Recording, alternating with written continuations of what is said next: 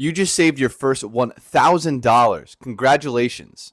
But now what? In this video, I'll give you the exact breakdown for how to invest your first $1,000. The keys to success for how to grow your wealth when you're just starting out. Now that you've got your first 1K, you could blow it all on some random stuff, or you could plant the seeds to long-term wealth. You might think that $1,000 isn't that much, but it's not about the money. It's about starting the right habits. With compound growth, consistency beats perfection. If you invest $1,000 today and keep adding over time, you are going to be shocked with how much money you'll have in 5 to 10 years. Now, let's jump into the strategy. First, allocate $700 into an ETF that tracks the S&P 500. VOO is a great choice.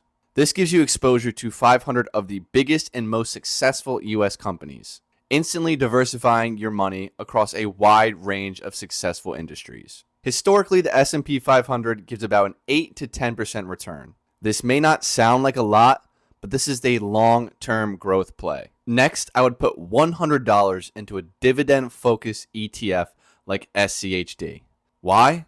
Because it literally pays you to invest. Dividends are cash payouts from companies, and SCHD focuses on strong, stable businesses. With this play, you'll get passive income and get growth out of your money. Next, I'd throw $100 into a high-yield savings account. You're looking for an account that has at least a 4% interest. I'll throw a couple examples on screen. This is your safety cushion. You'll earn interest, but you'll still have the money readily accessible in case any emergency comes up. This should be where you put your money that you want to be the most liquid. Finally, I want you to throw that last $100 on yourself. This could be online courses, books, something you really love to do like a class or sports. You have to make sure that you're spending money on yourself.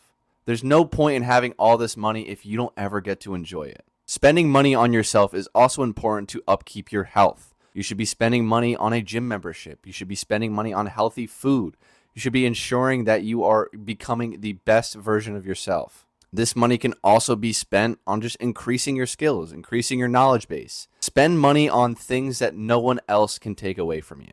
Your health, your brain, your social skills are all things that will follow you around for the rest of your life. And that's it. That's the simple breakdown on how to invest your first $1,000 if you want to become a wealthy person in the future.